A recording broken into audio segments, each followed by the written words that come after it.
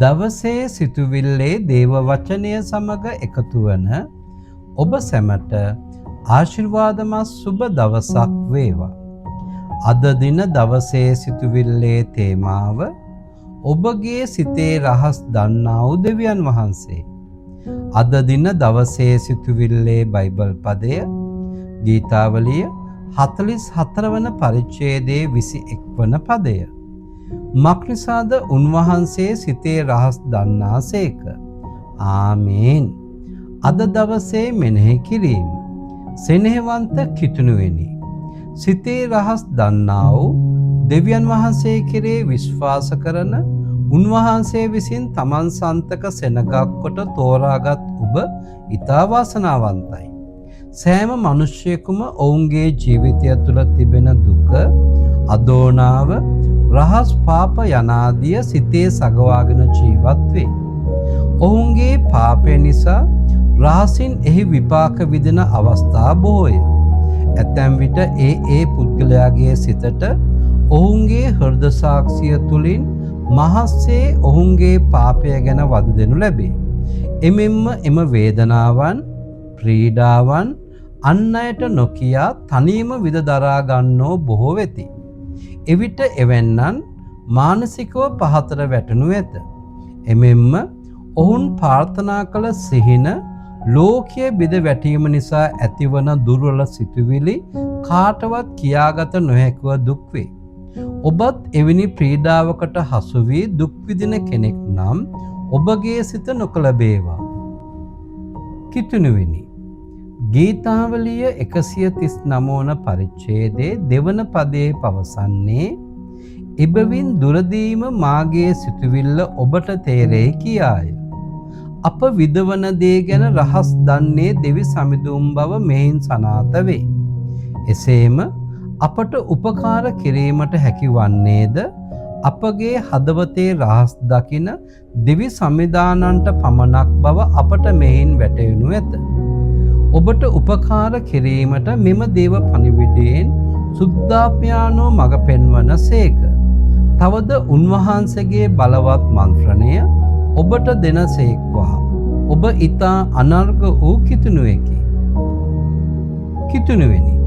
ප්‍රධාන දේව වචනයේ දැක්වෙන්නේ මක්නිසාද උන්වහන්සේ සිතේ රහස් දන්නාසේක කියාය.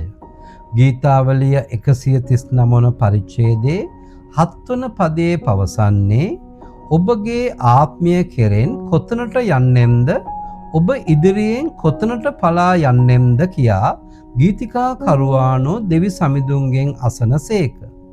ඔබ බිය නොවන්න. ඔබගේ අතුපසුවීම් හා ජයගත නොහැකි පාපයන්ට නැවත නැවතත් ගොදුරු වන පරීක්ෂාවන් ගැන දෙවි සමිඳුන්ට කියා පසුතැවිලි වන්න. ඒවා නොකර සිටීමට අදිටන් කරගන්න. ඔබගේ ශෝකය ප්‍රීතියට හරවන්නා වූ සිතේ රහස් දන්නා සර්ව බලධාරී දෙවිපියන් වහන්සේ අදත් ඔබගේ හඬ අසනසේක. අද දවසේ අභියෝගය. දෙවියන් වහන්සේ ඔබගේ සිතේ තිබෙන රහස් පවා දන්නාසේක. ඔබ එය විශ්වාස කරන්නේද? උන්වහන්සේ ඔබගේ සිතේ ඇති සෑම සිතුවිල්ලක්ම දන්නා බැවින් ඔබට උන්වහන්සේට බොරු කරන්න බැරිය. එසේම ඔබගේ ජීවිතය තුළ යම් වරදක්, යම් පාපයක් ඇතනම් එය දෙවිඳුන්ට බාර දී සමාව ගන්න. ඔබගේ ජීවිතය තුළ වරද, පාපය සගවාගෙන ඇතනම් ඔබ කිසිවිටක සඵල නොවන්නේය. එම නිසා ඔබ මේ මොහොතේම දෙවිඳුන් ඉදිරියේ ඒ සියල්ල කියා දී අතහරින්න.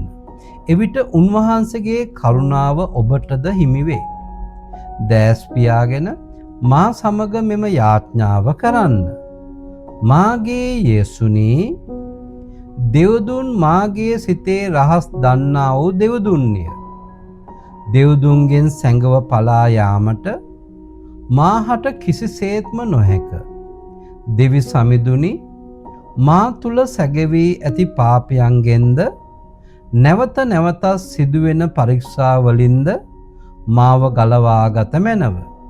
මට දෙවිඳුන්ගේ ප්‍රීතිය ගෙන දුන මැනව. යේසුස් වහන්සේගේ නාමයෙන් ආමේන්. අද දින බයිබල් පොරොන්දු පදය හිතෝපදේශ 28 වන පරිච්ඡේදයේ 13 වන පදය. තමාගේ වරද සගවන්නා සඵල නොවන්නේය. එහෙත් ඒවා කියාදී අත්හරින්නාට කරුණාව ලැබේ. ආමේන්. දවසේ සුබ පැතීම. දෙවියන් වහන්සේ තුල සිත නිදොස් වන්නා වූ ඔබටත් ඔබගේ පවුලේ සියලු දෙනාටත් යක්ෂයාගේ පරීක්ෂාවලින් මිදී දෙව්දුන්ගේ සදාකාලික ප්‍රීතිය ලබා ගන්නා වූ සුබ දවසක් වේවා. ඔබ සියලුම දෙනාට යේසු පිහිටයි. ඔබ අහුම්කන් දුන්නා වූ දවසේ සිදුවෙන වචනය ආශිර්වාදමත් වචනයක් වෙන්න ඇතයි අප විශ්වාස කරමු.